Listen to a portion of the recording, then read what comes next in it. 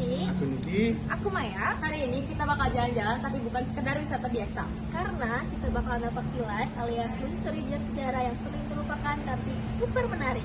Buat kalian yang ingat sejarah itu hanya hafalan, tenang. Tahun dan nama tokoh itu sini kita akan membahas sejarah dan sisi yang berbeda lebih dekat dan pastinya lebih seru. Jadi siap-siap ya karena kita bakal balik lagi ke masa lalu tanpa mesin waktu.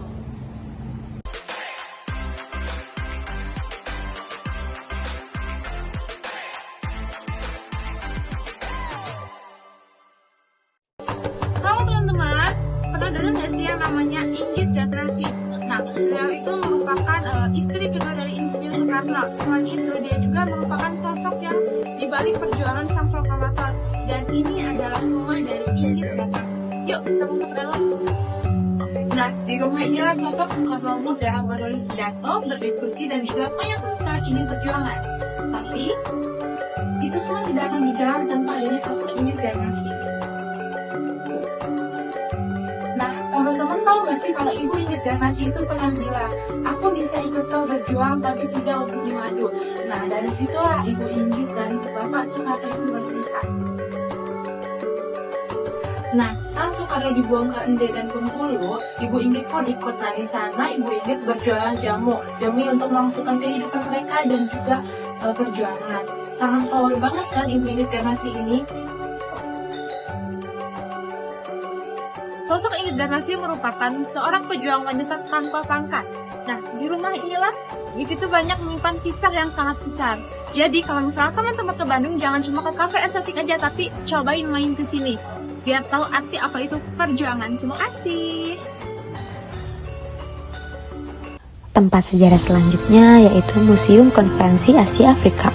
Gedung ini dibangun pada tahun 1895 dan masih aktif hingga saat ini. Museum ini buka 4 hari dalam seminggu, yaitu di hari Selasa, Kamis, Sabtu, dan Minggu, dan dibagi menjadi 2 sesi per harinya. Museum ini menyimpan berbagai koleksi berharga, termasuk dokumen asli, foto-foto, dan artefak dari Konferensi Asia Afrika di tahun 1955. Museum ini memiliki beberapa area utama yang menarik untuk dieksplorasi oleh para pengunjung. Museum Konferensi Asia Afrika bukan sekedar tempat menyimpan sejarah, tetapi sebagai sumber informasi bagi para generasi muda. Untuk memahami pentingnya solidaritas, perdamaian, dan perjuangan melawan penindasan. Melalui pengalaman interaktif dan dokumentasi sejarah yang kaya, kita diingatkan bahwa perjuangan untuk keadilan tidak mengenal batas negara. Sampai jumpa di tempat sejarah selanjutnya. Hey guys, sekarang kita ada di Penjara Bancai, yang dimana itu berlokasi di Bandung.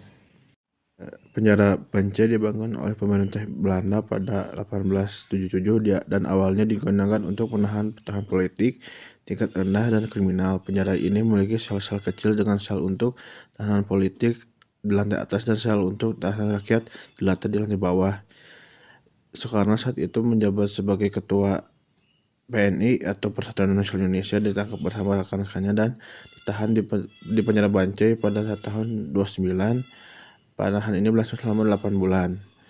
Selama penahanan di Bancai, Soekarno menyusun pidato pembelaan yaitu yang terkenal, kemudian diberi nama Indonesia Menggugat, dibacakan di sidang pengadilan di Gedung Lenrat. Gedung Indonesia Menggugat.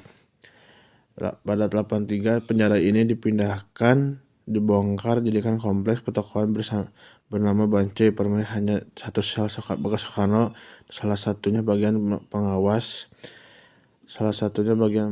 tersisa hingga di sekarang.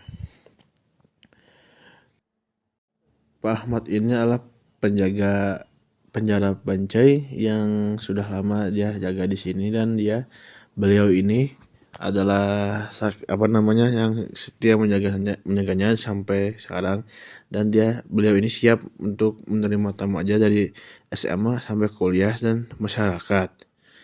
Jadi sekian dari ini, Assalamualaikum warahmatullahi wabarakatuh.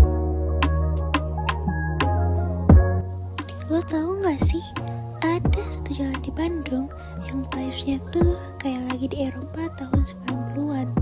Namanya Jalan Braga. Dulu, Braga itu tempat nongkrongnya orang Belanda kelas atas. Ada bar, salon, sampai galeri seni, bahkan dijuluki jalan paling Eropa di Hindia Belanda loh. Bangunan-bangunan di sini tuh banyak yang masih asli dari zaman kolonial, desainnya yang khas, jadi nggak heran kalau Braga tuh kayak museum terbuka. Sampai sekarang, seni masih hidup di Braga. Banyak mural kece buatan seniman lokal dan spot foto yang estetik banget. Jadi, Jalan Braga tuh bukan cuma tempat nongkrong, tapi jadi saksi bisu, sejarah, budaya, dan seni yang masih hidup sampai sekarang. Udah pernah kesini belum? Oke guys, gitu aja jalan-jalan sejarah kita kali ini. Semoga bukan cuma jadi tontonan, tapi juga bisa jadi bahan renungan. Karena tiap batu dan bangunan punya cerita, dan kita akan mendengarnya satu kali. Sampai jumpa di Napaktilas selanjutnya. Jangan lupa, sejarah itu bukan cuma pelajaran, tapi juga petualangan.